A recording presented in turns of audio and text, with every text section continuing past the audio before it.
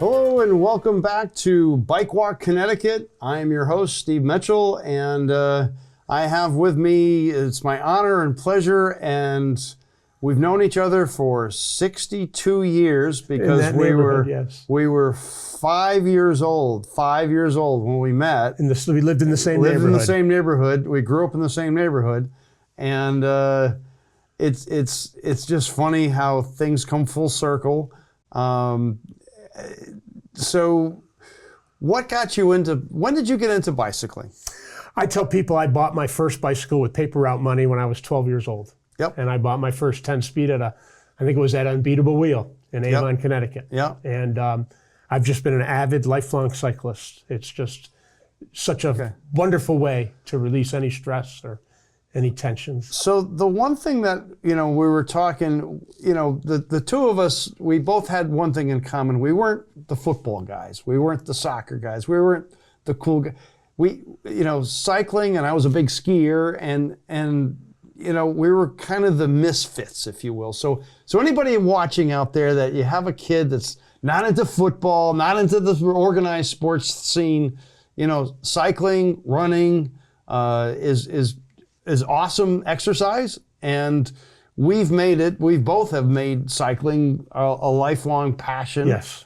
A way of transportation. And this show, a little bit different than most of my shows, because most of my shows are about the progress of the greenways and bike safety and all that stuff.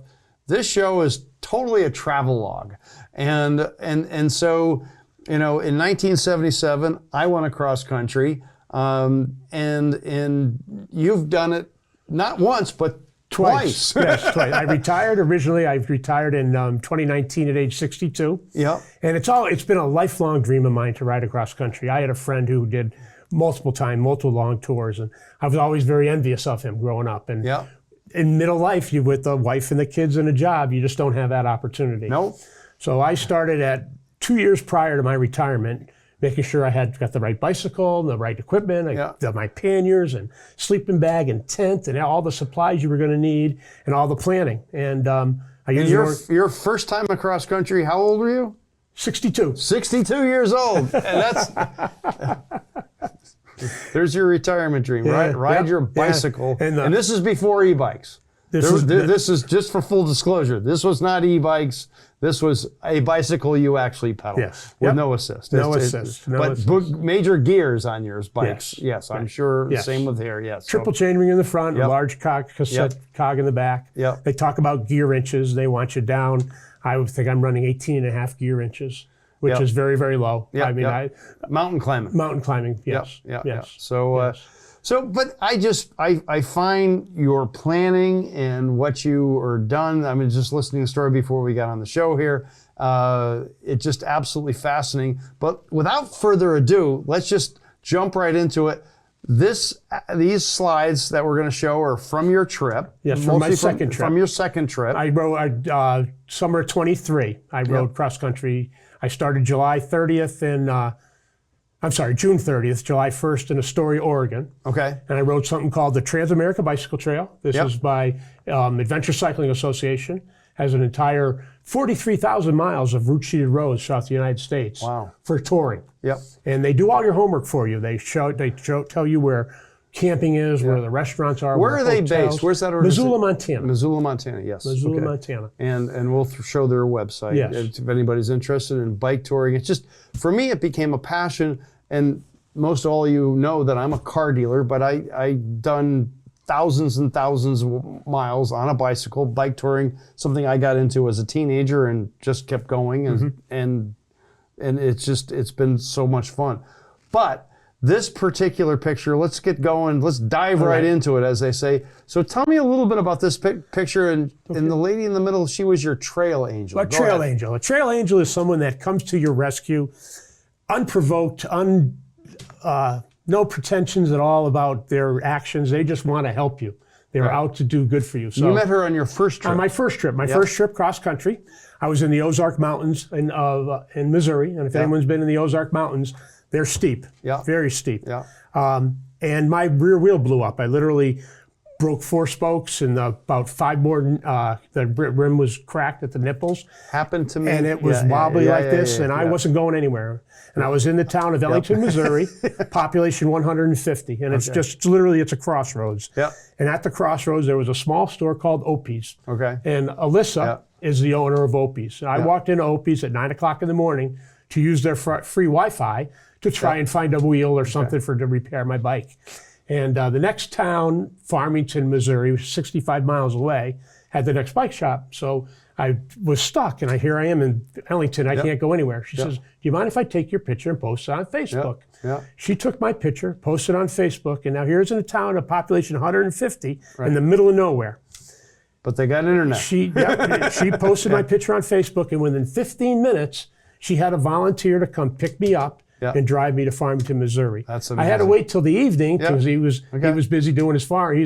They're farmers out there, and he has his own little farm he was tending to with his cattle. But he did. He came and he picked me up, Craig, and I couldn't find a picture of Craig and his family, but Craig drove me to Farmington, Missouri to get a new wheel to get my bike so I could continue on my trip. So this is from the second trip. From the second trip. So let's start at the beginning of your second trip. Okay. That's where I'm going to follow along with your pictures. So you started at Astoria. Astoria, Oregon, which is in the northwest corner of Oregon on the Columbia River. Yep. Okay. And the route goes south along the coast of Oregon. And that was your bike. This is my bike, fully loaded. That's my ready to go. Yep. And what did your bike weigh loaded down? 100 pounds. 100 pounds. 100 pounds. Yep. The funny thing is when you ride across country, the thing that shocked me was the first time I rode the bike with no packs on it. It was like so unstable. It was just like crazy. Right. But anyway, so we started in Astoria, and I mean, this is the coast of Oregon is spectacular. I had never been out west before. Yeah. I shouldn't say that. I'd been to the coast of California, and I'd been to Las Vegas, Nevada, that area, but I had never been out to the northwest. Yeah. And the coast of Oregon is just spectacular. Yeah. You go from zero, and this is the road that goes up on the top of that hill. You go from 0 feet to 600, back to 0 to 600. I ended up in Tillamook. I said I rode to show, Tillamook. You're smarter than me because both times you rode cross country, you went from west to east, which is the way you're supposed to do it because of the winds and so on and so forth. I rode from New London, Connecticut to Tillamook, Oregon, and my finish was very similar to this picture here, and that's you. That's me overlooking the coast of the Oregon coast. It's beautiful, yes. So, and Oregon coast. This is just my camping setup. And you said you had a blend of camping and motels and hostels. Hostels, churches. And slept on floors of fire departments, volunteer fire departments. I think we did 6 fire departments coming through Tennessee and Kentucky. Yep. So there's your tent set up, and like you said, you were 100 pounds, so you had plenty of gear. Yes. And this is going where? Mount McKenzie, and leaving the west coast, from the Pacific Northwest up over the Cascade Mountains. Yeah. To eastern Oregon. So this is Mount McKenzie, and that's actually, I think that's is that Mount Washington in Oregon? I think that's Mount Washington in Oregon. Okay. And again, this was all lava. This was a big lava flow that was there at Mount McKenzie. This is Oregon. This is the high desert in Oregon, more of the high desert in Oregon. Yep. This is bike troubles. I had picked up a road wire in my tire, and I couldn't find that. And these tires aren't supposed to flat. These are the top of the line Schwalbe Marathon, right? And you're not supposed to flat. And there was I got a road wire, and I couldn't find it. I couldn't find it. Yeah. It was 3 days in a row I got flat tires, and it was always in the same spot on the tube. So you knew it was just somewhere in that. And I finally ended up finding it. It's just this finest wire that must have been hiding in the tread every time you went around down the bottom. My trip was 35 days, 3,500 miles. Back when I was 20 years old, and I had 33 flats. Wow. Yeah. I got good at changing tires. This is the Snake River in Idaho. That's the Snake River in Ohio. I think it was 104 that day when I rode. Yeah. Very hot. Yep. And this is just above the Snake River, up in the corner. You can see where the road was over there, where the guardrails are. Yeah. And just some yard art, and I'm not sure where that was, still in Oregon or if that was into Idaho. just a scene looking out from the top of a hill in Idaho. This is Idaho, at a beautiful farm. Yeah, okay. And this is Jerry Johnson's hot spring. There's a hot springs in Idaho. Yeah. And it's about a 30-minute walk in, and it's just a beautiful hot springs. Yeah. So I did that one day, walked into the hot springs. And there I am, enjoying the hot springs. All right. And on my 15th day at the Lasha Lodge in Idaho, I ran into 3 other travelers. Ellen, Ian in the middle is from England, and Norris on the right is from North Carolina. Yeah. And the 4 of us rode together for 4 days to Missoula, Montana. Yeah. And then this is the headquarters of Adventure Cycling Association. Okay, cool. Missoula. That's in Missoula. Yes. Right. Yep. Okay. And we rode together, the 4 of us, to Missoula. And then how big is Adventure Cycling? How many people were at the offices? Is it half a dozen, a dozen maybe? Okay. Again, they were post-pandemic, so a lot of people were still working remotely. And so then this is at Adventure Cycling. At Adventure Cycling, they have a wall of all the cyclists. They take a picture of all the cyclists that come through the year that are touring, and they post it on the wall. Yeah. And they save them all. And actually, they have them from 20-something years, file folders full of pictures of everybody that's traveled. Must be thousands. Thousands and thousands, yes. Yeah. So, and this is just in Sula, Montana, on the way up Chief Joseph's Pass. We stopped at a campground one night, and literally it started to, in an instant, it started to pour, and torrential downpour. Thank God we were at the campground. But after the storm passed, this is what it was. It was just a rain spout. And you could see it just going and traveling across the landscape up over the mountains. Just incredible. Yeah, just wild weather out west, how it can pop up like that. Yeah, I had a similar experience in Bozeman, Montana, and somebody let me stay with them that night. And it turns out their daughter was born the same day as my niece. Mark, my brother, is his daughter. And it was just kind of a weird, small world kind of thing. Yes. But you meet some really cool people. Right. And where is this? This is Lola Pass. I'm sorry, no, this is King Joseph's Pass in Montana. Okay. So we're still in Montana. Yep. And this is the Bighorn Valley in Montana. Okay. It was amazing. I tell people I learned more U.S. history riding my bicycle cross country, reading road signs than I did in school. Oh, yeah. Because you're engaged. You're engaged. You see. Yes. Well, in 8th grade, I didn't care what the Nez Perce Indians did. No. Just more of the Bighorn Valley out in Wyoming. So old mining equipment in Colorado. Actually, this is into Colorado. Okay. And I'm not sure where that was. I'm not sure if that was into. It looks like Coors. It looks like the Coors factory. Right, Coors beer. Yeah. Maybe that was in the. I think that's what that was. That was right outside of Madison. Wyoming into Yellowstone. So Montana, Wyoming. Yeah, Montana, gotcha. right from Montana, Missoula, went south through Dillon, through prime fly fishing country, through into Yellowstone West Entrance, the West Yellowstone, to Madison, and then south through past all the hot spring features at Old Faithful. There's Old Faithful. I had to stop and see Old Faithful. So that's one common thing that we had in our routes. I was going the opposite way, but stop by Old Faithful. And we talked when we were off camera here that the RVs, it's just, and the trains of RVs, it was like not just 1 or 2, it's like they come like 20 at a time. Yes, absolutely incredible. We did take a few roads that were closed to car traffic because of the heaves, and off in the middle of nowhere, and it was incredible how quiet it is and peaceful, and the thermal features we saw. But I did want to tell you, the day we went, the 3 of us, Ian, myself, and Norris, we left Madison Campground in Madison, and we went to Old Faithful. And then we had to go over the Continental Divide twice, 8,200 feet, and the second picture, I think it was 7,800 feet, 7,900, so 8,000 feet.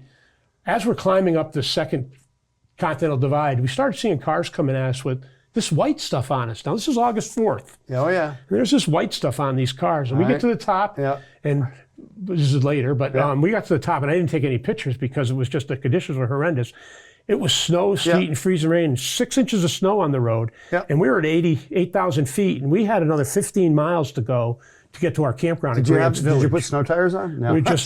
We were going down, and they're literally, where the cars were traveled, there was a clear spot, but all of a sudden there was no traffic coming on the left-hand side. Yeah. So Ian and I got over in the left-hand lane, and we're going down. Now, Ian's from England, and he's not used to a lot of snow. Right. All of a sudden, I can hear this rumbling coming, and I yelled, "Ian, this got to be a snowplow. We got to get over." That's funny. We had to get over in the right-hand lane, back into where all the RVs and all the cars, and here come one of those double snowplows up the mountain, clearing the mountain. In August, August 8th, and we had 6 inches of snow. So, but then after I left Yellowstone, this is where we headed to the Teton Mountains. Tetons, right? Okay. And the Tetons are absolutely spectacular. Yeah. They just rise up out of nowhere, and they're just spectacular. We spent 2 days in the Tetons because the forecast the next day was for snow above 8,000 feet. Right. And the next day we had to go over what's called Togwotee Pass in Wyoming, which is 9,800 feet. So Norris, thank God he was the common sense one. He goes, "We're not going anywhere." Yeah. So we stayed in this called Jackson Village in Teton Village, and it was gorgeous. $600 a night for a hotel room, though. Thank God there were 3 of us to split it. Wow. But then this is just after the Tetons, you climb up to Togwotee Pass, and this is up to 9,800 feet. Is the elevation, but just the scenery is just gorgeous. Just the wide open spaces and the greenery and the big sky, and just gorgeous, just beyond belief. Wildflowers everywhere you can imagine. And there it is. I'm on the top of Togwotee Pass, 9,600 feet. And on your bicycle? On my bicycle. On my little bicycle. Yeah. But this is more of the scenery up on Togwotee Pass. There's a beautiful alpine lake up there. Yeah. Coming down off the mountain. This is the Wind River Range in Idaho, and in Wyoming, rather. Right. Just some unusual art in this smaller town. This is in Du Bois, Wyoming. Okay. Yeah. Wyoming, and then Du Bois. So there we go. And then from south, Du Bois, Wyoming, then we went south and we headed through the Great Basin of what's it got ahead of it? The Great Divide Basin. The Great Divide Basin. And what the Great Divide Basin, this is Wyoming. Wyoming still. And the Great Basin is an ecological feature that any rain that falls in there does not leave the Great Basin. Okay. It's surrounded, and it's a basin, but it's arid and it's dry. It's all BLM land. Saw wild horses. Yep. Your wife Susan would have been very happy. She would love that. Yep. But just so this is still Wyoming. This is still Wyoming. Yeah. Yes. Okay. Yep. And now this is the border of. I think these are regular horses, but the one before I think were wild horses. Okay. Now this is right on the border of Wyoming and Colorado. Yeah. And here we are. Welcome to Colorado. Yeah. And we rode into this is the one buffalo I saw was in Colorado. Wasn't even in Yellowstone. Okay. That's wild. And we went down into Walden, Colorado, and then we followed the spine of the Rocky Mountains from Walden through Silverthorne to Breckenridge, south all the way to Pueblo, Colorado, in the mountains. Yeah. This is just more sceneries from the mountains in Colorado. Yeah. Okay. Wildflowers everywhere. This is the. I want to make sure I tell you the right name. Did you go over that bridge? No, yes, I did. This was the Royal Gorge Park in Colorado, and that's the Colorado River down there below it. And it's spectacular. And that's a pedestrian bridge. Was it windy? No, or not? Wasn't no wind. No. You were lucky. I don't think I'd want to be on that bridge on a windy day. I was in the gondola. There's a gondola that crosses, so I took a picture of the bridge. Gotcha. But then that's the looking down from the bridge at the river below. Wow. That's the other side where the gondola lands. Yeah. And then I ran into John Gotti. There we go. I was getting my hair cut and John Gotti was there. There we go. And that's true. Gusty winds. I think now we're into we're into Kansas. Eastern Colorado and then Kansas. And Kansas isn't flat as much as they tell you it's flat. But welcome to Kansas. There we go. That's wild. Yeah. Kansas is grains, cows, and wide open spaces. We're not in Kansas anymore because we're now in Missouri. We got to Missouri. And Missouri was cows And windmills. And that was a nice windmill farm. Here's a road closed sign. What do you do? I'm going anyway. This brings back memories because I did the same thing, and you just keep going. This is the one where I couldn't get the ditch was too far to get it. So they put the bikes in the bucket of the loader, and they spun it around, and they put it on the other side of the road, and they took the bike out of the bucket on the other side. Yep. Yeah. No, I was on that similar situation. But they had a plank about a foot wide over a brook. You know, it's probably a brook about 20 feet wide. Right. But I'm on a little plank with bicycle shoes and a 80-pound. I was lighter than you. I was only like 80 pounds. Yeah, wild. So. And then Missouri has a lot of old, dilapidated buildings. I think Missouri got left behind. Yeah, Missouri. All we need is one good tornado, right? I mean, there's an old story. Did you encounter any tornadoes? No, did not. No tornadoes. Okay, you got lucky. Violent thunderstorms. Yeah. You know, here's an old decrepit store. The old gas pump still in the front. Actually, as I remember, a thunderstorm right around 5, 6 o'clock in the evening was a welcome sight. Yeah. Because you just cool jaw. Yes. Yeah. And especially after riding, when some of these days it's 90 or 100. These pictures don't do it justice, but the mountains and the hills in the Ozarks, they call them hills. They're steep, 18 and 20% in Tices and Gray Jeffs. Yes, I saw 18, 19% on my computer. Oh my God. Thank God you have low gear inches. And we didn't have computers when I did it. It was 1977. There was no internet. There was no computers. we did have paper maps. That's how I got across country was paper maps. That's funny. This is the bridge across the Mississippi River. Yeah. To go from Missouri to Illinois to Indiana? To Chester, Illinois. To Chester. Oh, to Chester, Illinois, which is the home of Popeye. The Popeye the Sailor Man. Popeye the Sailor Man. All around this town, there are bronze and marble statues of all the characters of the Popeye. And the original author of the Popeye, he based the original Popeye play on residents of the town he was at. That's wild. So all these people were based on original members of the town of Chester, home of Popeye. That's wild.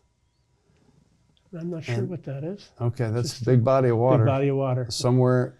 Oh, I think that was the Ohio River. I think that was the Ohio River. Because then you have to cross the Ohio River to get into Kentucky. Okay. And Kentucky was old tobacco fields and bourbon. Bourbon. Okay. Yep. So there's an old tobacco barn. Still that one's being used. Yep. Got tobacco in it. So did I ask you this? Did you go through cities at all, or no cities? Very few cities. Very few cities. Which cities that you remember? Oh, I don't even know. Okay, so you kind of stayed away from the big cities. Yes, the adventure cycling. Again, the adventure cycling route. They are very intent on keeping you on back secondary roads away from the traffic. Okay, gotcha. So and this is actually the Maker's Mark. Storage houses. This is where these are their barrel houses. Barrel houses. And you could smell it in the air. You could smell the smell of alcohol in the air. Right. And they're having a problem in these towns with black mold. And you go to all the buildings in town, and there's black mold growing on all the buildings because of everything that's weeping out of these barrels. Angel's envy, right? The angel's chair. Wow. So they're having a problem with black mold down there. Yeah. Just more pretty scenes from Kentucky. Yep. Rolling hills. Old log cabins everywhere you go. I got kind of like this sign. Warning, no stupid people. Can we put this on the bike trails around here? Probably not. I thought it was appropriate. Yes. Yeah. We won't go into that. And they were Amish. Obviously, Amish country. Run into the buggies. Yeah. Just old coal mines in Kentucky. Yeah. This is an interesting story. The town of Blakely, Norris and I were riding. It's in the middle of nowhere, single lane roads, no lines on the road. We crossed a bridge into this little town of Blakely, and we sat down. And I think the next picture is this is where we ate our lunch. Yep. And we left here, and there were no people around at all. We were kind of strange. We didn't see anybody at all. So we get about 5 miles down the road, and here comes a UPS truck. He goes, "You guys here?" We said, "No, what?" "There was a murder just back in town." I go, "What are you talking about?" "Yeah, right in Blakely, just beyond the gazebo. Some guy shot his wife, pregnant wife, killed the wife, and so there was a manhunt going on." We left the UPS guy. "Oh my God!" So we got down the road 2 minutes later. Here comes 4 sheriffs in cars. Right. They stopped us. "You guys seen? We're looking for." So we ate our lunch right here, and half a mile down the road, a gentleman had hours earlier. So there was a manhunt, and we were on bicycles. Who knew? So, he's just an old coal mine in Kentucky. Yeah, a few of those in Kentucky, and this is beautiful. Just beautiful, yeah. I think that was Jerry Johnson's. Welcome to Virginia. So now we're into Virginia. Okay. Virginia was gorgeous. It was almost all the way on the Blue Ridge Mountains. Right. Some of it on the Blue Ridge Parkway. Did you go through West Virginia or not West Virginia? No, didn't go through West Virginia, just Virginia. Yeah, Virginia. Okay, gotcha. Okay. Virginia. So we stayed, here's a picture of the Biker Hostel, a sign out front. It was at a church that we stayed at. Yeah.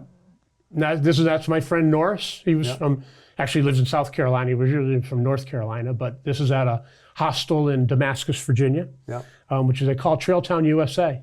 There's, I think it's like 19 trails converge in Damascus: Appalachian Trail, the Transamerica Bicycle Trail, the Creeper Trail, the Virginia Creeper Trail. I can't tell you all of them, but Damascus, actually, I was there last summer. I stayed there at the hostel. I went on a motorcycle trip, and they got hit by the Hurricane Helene, wiped out. The town of Damascus is the trail. Right. The Creeper Trail doesn't exist anymore. A couple of the roads in town are completely washed out. Wow. So they were hit very hard. We were hit very hard. Yeah. And just a friendly dog. This dog chased me down the road. I hear pop, pop, pop, pop, pop. Yeah. I look, and this dog's just running behind me down the road. Wasn't aggressive. Wasn't. Okay. And then just had to wait. Trees across the road. Nothing you can do.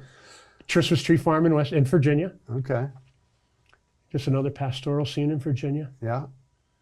Again, more Virginia, Blue Ridge Mountains. Blue Ridge Mountains. Okay, Blue Ridge Mountains. I think that was on the Parkway. Right. This is Charlottesville. And then Richmond. Yeah, Richmond. And then I rode through, one of the last towns was Glendale, and there's a Glendale National Cemetery. This was created by the U.S. government to bury Union soldiers. This is a big battlefield was here, and this is and all this in that.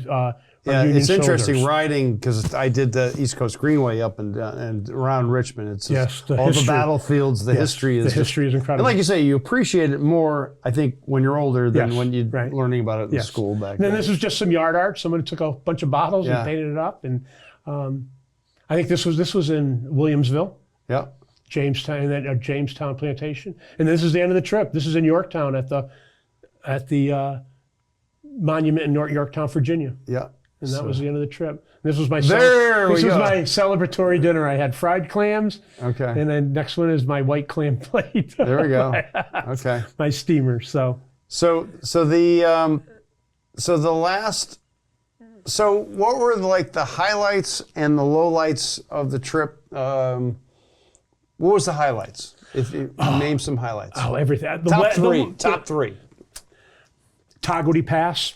Yeah. That was just spectacular. It was a 23-mile climb from the time we left the Tetons. Yeah. The time we got to the top of Togwotee Pass, it was 23 miles of uphill. Yep. But just spectacular. The scenery is just incredible. It's hard to describe how beautiful the West is.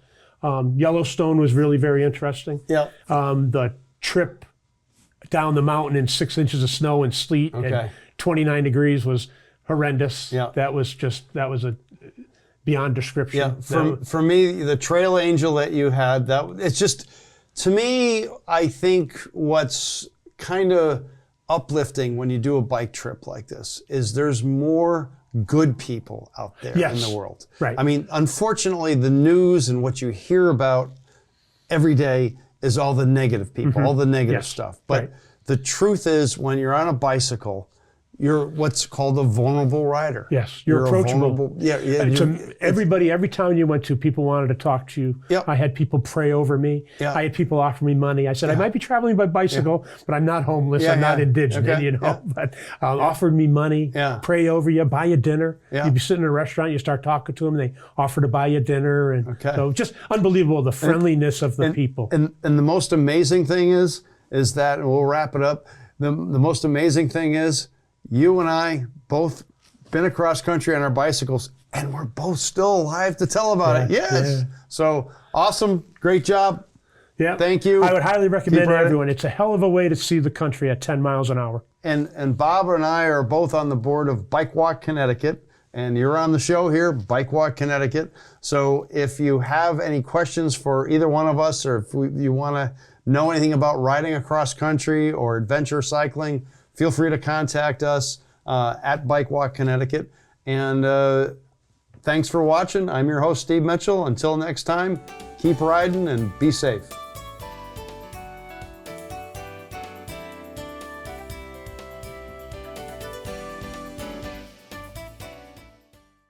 For over 40 years, SCM has been the voice of our town, bringing us together through local programming, education, and live broadcasts. SCM isn't just about television. It's about empowering our community, ensuring our voices are heard during government meetings, and celebrating milestones like our high school graduations. But today, SCM faces a challenge. Our funding structure is based on television subscriptions. And it's no secret, people have been cutting the cord. With a shift to internet-only subscriptions, SCM receives less revenue, even though all our programming is freely available online. We need your support. We need your support. We need your support. We need your support. We need your support. Your donation can make a difference. It will ensure that SCM remains open, continues to educate our youth, and keeps our community informed. Thanks to SCM, I've been honing my creative skills, helping me work towards my college degree. SCM is crucial for keeping our community connected. SCM isn't just here to broadcast local events. They're actually preserving Simsbury's history. Join us in preserving Simsbury's voice. Simsbury's voice. Together we can ensure that SCM continues to thrive for generations to come. Visit our website or scan the QR code on your screen to make your donation. Every contribution counts. Thank you for supporting Simsbury Community Media, where your town, your schools, and your government come together.